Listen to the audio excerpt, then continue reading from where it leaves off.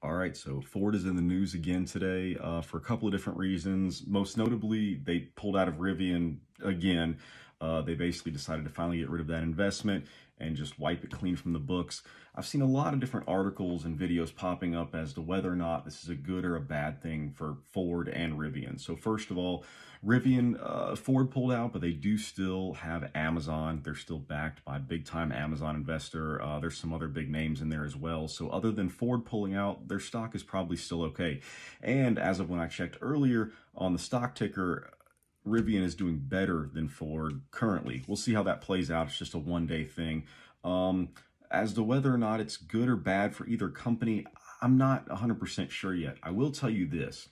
I do think it's a bad sign for Ford, just because they've got so much going on right now. They have their hands in so many pots in so many different markets.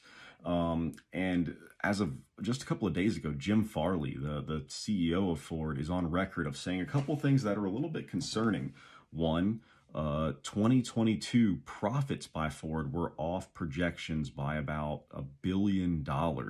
And I mean, I get it. We just had COVID and there's a whole lot of stuff going through it, supply and demand issues and all, but he seemed really, really upset about it. So whether or not he was just having a bad day or what's going on there, I don't know. I do think there's a little bit more under the surface there because he was really irritated and upset. The other thing that he mentioned, he's on record as saying, is that Ford is currently too inefficient in its engineering department. He thinks that they have about 25% too many engineers.